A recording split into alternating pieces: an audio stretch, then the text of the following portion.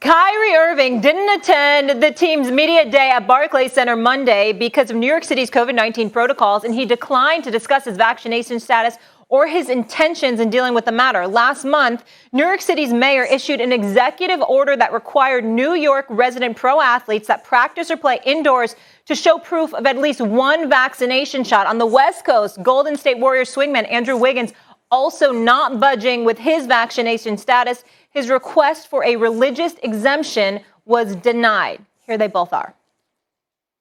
I like to keep that stuff private, man. I'm a human being first, and obviously living in this public sphere, there's just a lot of questions about what's going on in the world of Kyrie, and I think I just would love to just keep that private and handle it the right way with my team and go forward together with a plan. So, obviously I'm not able to be present there today, but that doesn't mean that I'm putting any limits on the future of me being able to join the team. And I just want to keep it that way. Back is definitely, against the wall. But I'm just going to keep fighting for what I believe, and whether it's one thing or another, get the vaccination or not get a vaccination, who knows? I'm just going to, keep fighting for what I believe, and what I believe is right. What's right to one person isn't right to the other, vice versa. All right. Kareem Abdul-Jabbar losing patience and expressing a call to action, telling Rolling Stone the NBA should insist that all players and staff are vaccinated or remove them from the team. There is no room for players who are willing to risk the health and lives of their teammates and the staff and fans simply because they are unable to grasp the seriousness of the situation or do the necessary research. Mm-hmm. Jay Will here with us now. Stephen A., yeah. I will start with you. Do you agree with Kareem? Absolutely. Absolutely. I'm on the record for saying that. Let's understand something here, okay? And I openly admit to Keyshawn and Jay, I'm about to lose my mind over this, because if I hear one more dude talk to me about privacy, two things that gets on my damn nerves about this. Privacy, and I need to do my research. Really? How long has COVID existed? It's been a minute. It's been a minute. It's been 2 years. What, 2 years in what February? What the fuck do you mean? What have you been doing? If research is that important to you, you had the season stopped March 11th last year because of COVID. Restarted in January. That's 4 months. I know y'all excited. That's 4 months right there. This is before the vaccine came down. But you had 4 months to do some research. Then after that, there was bubble play from late July to October. Then you had 2 more months before last season happened. And then you had last season that went from December to July. You play basketball for a living. How much time do you need to research? That's number one. Then you got these guys with the privacy thing. Well, listen to this. I agree with that. I'm not disagreeing with that.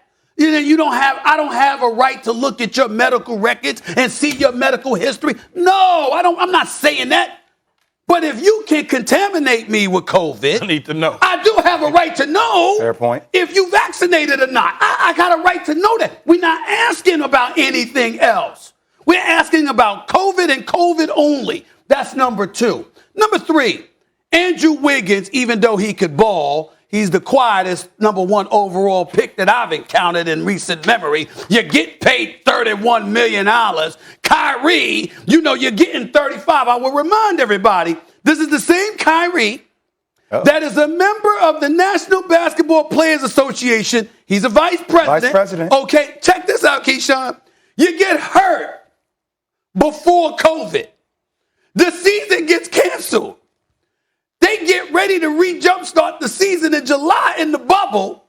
You encouraging people not to play. You ain't even called the president, Chris Paul, and talked to him about it. You just went out there and said what you had to say and just ignored everybody else. Then you come out, and after being gone, because you didn't play in the bubble, so after being gone from March all the way to December, the season starts up again, and 3 weeks to a month into the season, you take 2 weeks off. You need a break. After 9 months off, and now here you are. Media day shows up. You know where to be found. You see, this is what y'all have to be remembered. You've got coaches, administrators, arena officials, referees. Everybody's been mandated to be vaccinated, but the players, because you haven't reached an agreement with the union. And you standing up here knowing that New York and San Francisco are the two cities that said you don't play unless you vaccinated. You don't go to indoors. Two cities and you, for now. And you ain't, for now, and you ain't show up. Kyrie is a superstar. Box office. But if the American public is sitting back and going like this, you know what, he getting on my damn nerves. I'm sick and tired of this dude. We out here, millions of people losing their jobs. People have lost their lives and what have you. And you taking this stance or whatever, hell with it. The NBA is a private industry. I sit up there and look, y'all, you ain't vaccinated, you ain't playing. That would be me. That would be me. I'm just telling you. Yeah, the privacy issue, I get. I don't really want to, unless it affects me, I really don't want to know anything about your personal. I'm just not in your personal. None of my business. Would you want to know if Stephen A. and I weren't vaccinated and you had to come do the show with us without a mask on? I know you're vaccinated, though. But I said, would you want to know? Because it's a similar situation. I would want to know. Yeah. So I would want to know. But this is what I would say about. So for teammates, it's fair for them, obviously. Absolutely. Yeah. Yes. Absolutely. But they know. Yep. Yes, they do. They already know. Yep. They know. So what I would say to that is, there's consequences in these leagues to guys not being vaccinated. Because one thing the owners will not do, especially like in football, they're not going to lose money. They're not going to forfeit games and cancel games. They're not doing that. That's why all these protocols are put in place. So if anything happens, we're going to remove you. And I understand exactly what Kareem and Stephen A. are saying. If you are affecting the bottom line, which not means your money as a player, but people in the building that work, staff, ushers, things of that nature, you're putting them in harm's way, you need to be removed and put to the side. Now, I can't get into why a person decides to do it and why a person doesn't decide to do it. I'm like, Stephen, hey, you got all day long. You done had a long time to figure it out.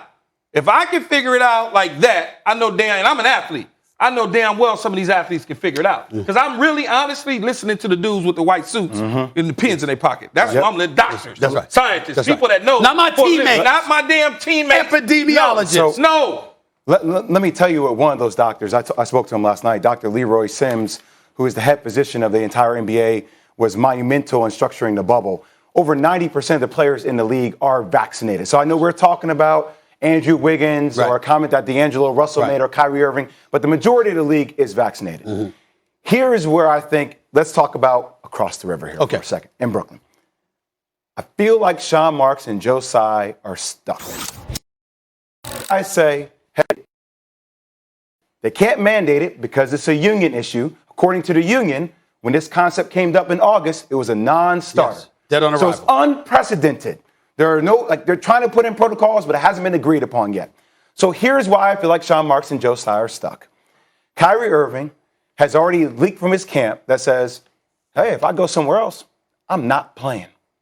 I won't play. That's right. I'll retire.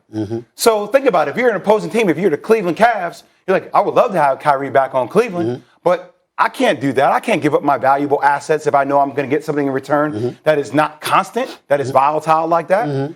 So the question comes down to, well, Joe Tsai, what extent can he go to try to get the city of New York to consent in that one particular place over there? I know it's absurd. Right. I know it's crazy. But Joe Tsai has a lot of friends in those positions politically. If you feel like a player is not going to play 41 home games, that's a lot of money to leave on the table. You start looking at those type of options. I'm not saying you do it. But how is that going to look, that kind of treatment? I mean, it'll be good. Well, not just that. I will tell you this, and this is where it gets interesting, and this is where the players actually have a point.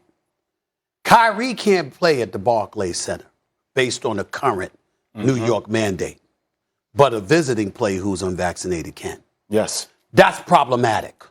That is problematic. That makes no sense. And if to me, if I'm Kyrie and I'm Andrew Wiggins, that's the number one argument I have. As a matter of fact, it might be the only argument I have in my defense. The fact that a visiting player who is unvaccinated can come and play in the arena at the Yeah. Barclays Center. It feels hypocritical. Or San Francisco. That is hypocritical. That is an inconsistency that I would illuminate big time. And I would even, despite how who dropped the ball on that, though? I don't know. Well, I just know that the league rules in the city, city of San Francisco, city of New York, basically said, you reside in New York and you're not vaccinated, you can't play at the Barclays Center. But if you're visiting, then you can.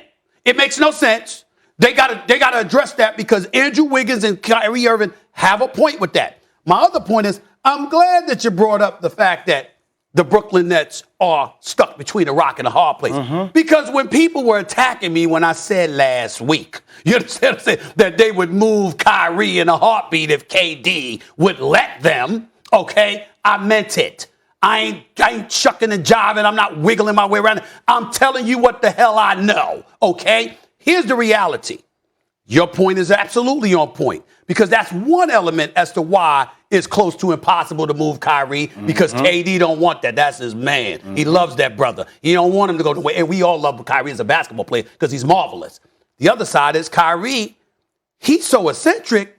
When he sits up there and says, I might retire, you know, I kind of believe him. I believe it too. I believe him. I don't believe he's faking. I mean, he's the kind of person. Well, is he gonna walk away from 35 million this year, 36? He might do that. He might Stephen, do that. already a gross earning of $126 million he's earned. But the one thing, he can make a